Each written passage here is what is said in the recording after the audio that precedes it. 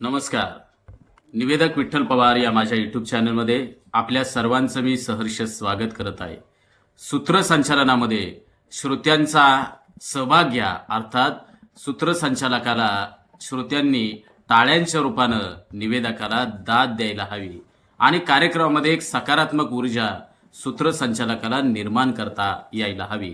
त्यासाठी सूत्रसंचालकानं सूत्रसंचालन करत असताना उपस्थित जो श्रोतावर्ग आहे तो कोणत्या वेळेस कधी आणि कशा ते टाळ्या वाजवतात आणि त्या कार्यक्रमामध्ये उत्स्फूर्त सहभाग नोंदवतात हे सूत्रसंचालकांनी लक्षात घ्या आणि त्यानुसारच आपल्या सूत्रसंचालन शैलीमध्ये बदल करा.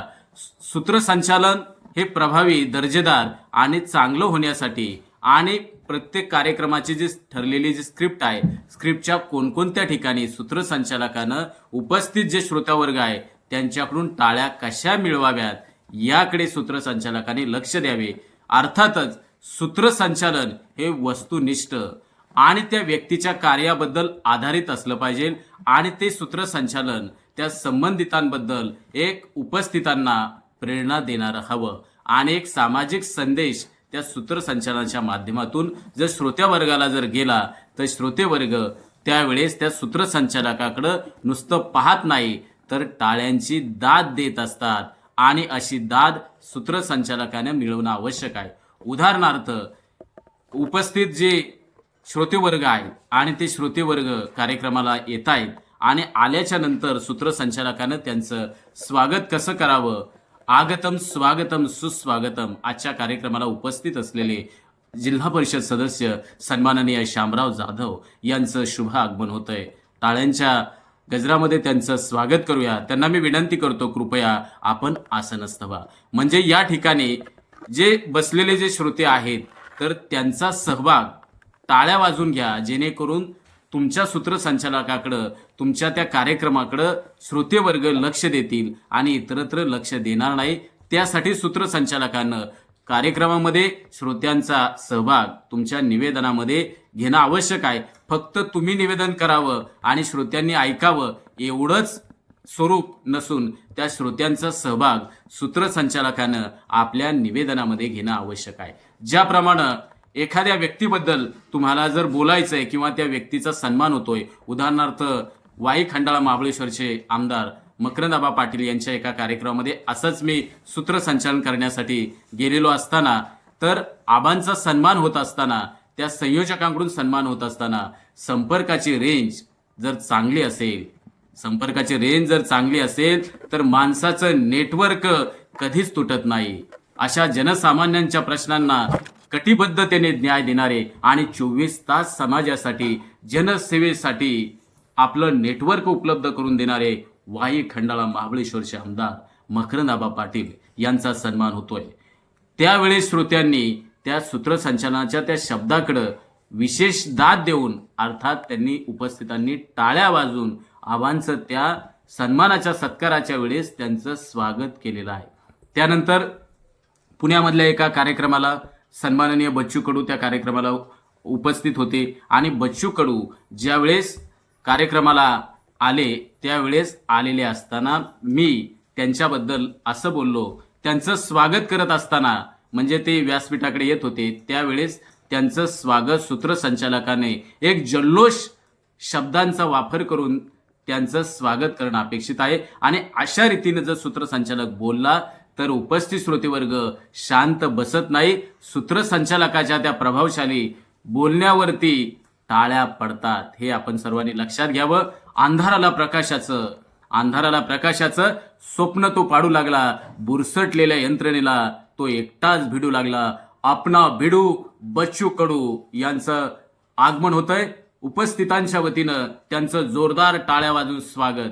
हे मी टाळ्या वाजून स्वागत म्हणण्याच्या अगोदरच उपस्थित श्रोत्यांनी बच्चू कडू यांचं टाळ्या वाजून स्वागत केलं. अर्थातच मला तुम्हाला हेच सांगायचंय, तुम्ही त्या प्रसंगाला कशा रीतीनं बोलताय आणि कमीत कमी शब्दामध्ये, कमीत कमी वेळेमध्ये सूत्रसंचालकानं जर दर्जेदार बोललं, प्रभावी बोललं तर श्रोते टाळ्या वाजवत असतात. उदाहरणार्थ, विद्यार्थ्यांच्या कार्यक्रमामध्ये एखाद्या विद्यार्थ्याचा MPSC परीक्षेमध्ये तो उत्तीर्ण झालेला आहे आणि त्याने एक चांगलं प्रेरणादायी असं काम आणि प्रेरणादायी असं त्याने शैक्षणिक क्षेत्रामध्ये उज्ज्वल यश मिळवलेलं आहे।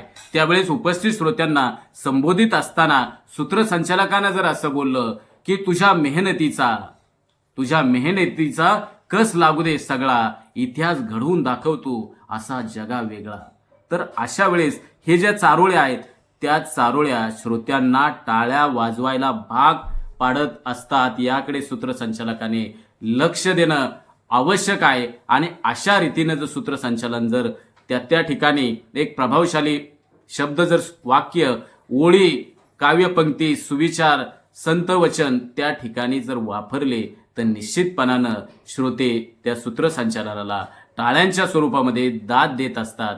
मग सूत्रसंचालकानं या व्हिडिओच्या द्वारे मी आपल्याला एकच सांगेन की श्रोते वर्ग कोणत्या ठिकाणी, कोणत्या वेळेस आणि केव्हा टाळ्या वाजवत असतात हे सूत्रसंचालकाने लक्षात घ्यावे आणि ते जर लक्षात घेतलं आणि त्या पद्धतीनं सूत्रसंचालनामध्ये बदल जर केला तर ते सूत्रसंचालन निश्चितपणानं प्रभावी होतं, ते सूत्रसंचालन दर्जेदार होतं आणि श्रोते बी कार्यक्रम संपल्यानंतर म्हणतात वाह काय निवेदक आहे। मग आपण याकडे लक्ष द्या आणि त्या पद्धतीनं मान्यवरांच्या सत्कारामध्ये असेल, त्यांच्या स्वागतामध्ये असतील, मान्यवरांच्या आगमनाच्या वेळेस असेल, मान्यवरांच्या मनोगताच्या ठिकाणी असेल तर त्या ठिकाणी सूत्रसंचालकानं व्यवस्थितरित्या बोलणं हे अपेक्षित आहे। उदाहरणार्थ एका कार्यक्रमाला एक प्रसिद्ध सिने अभिनेत्री हेमा मालिनींचं आगमन झालेलं होतं आणि पुण्यामधल्या एका ज्वेलरच्या समारंभाला मी सूत्रसंचालन करण्यासाठी गेलेलो होतो। तर त्या ठिकाणी मी हेमा मालिनीबद्दल काय बोललो तर ते तुम्ही लक्षात घ्या। ते आपल्याला सर्वांना माहिती असेल की एक ठराविक अशी काव्यपंक्ती, ठराविक अशा ओळी असतात, त्या ओळी श्रोत्यांना टाळ्या वाजवायला भाग पाडतात। उदाहरणार्थ झाडांनी वाढायचं म्हटलं, हेमा मालिनीला मार्गदर्शन करणार होते आणि त्या वेळेस सूत्रसंचालकानं मार्गदर्शन करण्यापूर्वी हेमा मालिनीबद्दल जे गौरव उद्गार काढले आणि त्या गौरव उद्गाराला श्रोत्यांनी टाळ्या वाजवल्या। मग त्या कशा रीतीनं तर या ठिकाणी मी आपल्याला ते सादर करून दाखवत आहे। विषारी सापाला नाग म्हणतात, चिंगारी भडकते त्याला आग म्हणतात आणि समाज हितासाठी जन्माला येतात त्यांना समाजसेवक म्हणतात आणि सिनेसृष्टीमध्ये आपल्या अभिनयाच्या माध्यमातून जनसामान्यांच्या हृदयावरती अधिराज्य गाजवतात त्यांना हेमा मालिनी म्हणतात। आणि हे ज्यावेळेस मी बोललो त्यावेळेस श्रोत्यांनी प्रचंड कडकडाट टाळ्यांच्या स्वरूपामध्ये सूत्रसंचालनाला दाद दिली आणि हे जे शब्द आहेत ते विशिष्ट शैलीमध्ये तुम्ही त्याचा उच्चार करणं अपेक्षित आहे। तुम्हाला जर व्यवस्थित त्याचं सादरीकरण तुम्हाला जर करता आलं नाही तर श्रोते वर्ग अजिबात टाळ्या वाजवणार नाहीत, हे सूत्रसंचालकाने लक्षात घ्या। त्यासाठी तुम्ही सातत्यानं सराव करणं गरजेचं आहे। इतिहास तेव्हा घडतो जेव्हा तुम्ही वेडे व्हाल। मग अशा रीतीनं तुम्ही सूत्रसंचालन क्षेत्रामध्ये तुम्ही सातत्यानं अभ्यास कराल, एक चिकाटी मेहनती वृत्ती ठेवून आणि सकाळी उठून 1 तास तुम्ही वाचन केलं, लेखन केलं तर निश्चितपणानं तुमच्या सूत्रसंचालनामध्ये एक बदल होईल आणि तुमचं सूत्रसंचालन एक चांगल्या दिशेकडे वाटचाल करत राहील। तर आजचा व्हिडिओ कसा वाटला तर कमेंट्समध्ये मला लिहून कळवा आणि इतर बांधवांना देखील तुमच्या व्हॉट्सॲप ग्रुपवरती याची लिंक शेअर करत चला। आणि आजपर्यंत जर माझ्या यूट्यूब चॅनलला आपण जर सबस्क्राईब केलं नसेल तर आपण सबस्क्राईब करावं। हा यूट्यूब चॅनलमधील माझा जो चॅनल आहे तर तो पहिला चॅनल आहे ज्या ठिकाणी आपल्याला मोफत विनामूल्य मार्गदर्शन करण्याचा मी प्रयत्न करतोय आणि त्यासाठी तुमच्या शुभेच्छा, ज्येष्ठांच्या आशीर्वादाची गरज आहे आणि आपल्या मराठी बांधवांचा हा सूत्रसंचालकाचा चॅनल आहे, त्यासाठी आपण सर्वांनी सबस्क्राईब करावं या निमित्तानं विनंती करतो आणि याच ठिकाणी थांबतो। जय हिंद, जय महाराष्ट्र।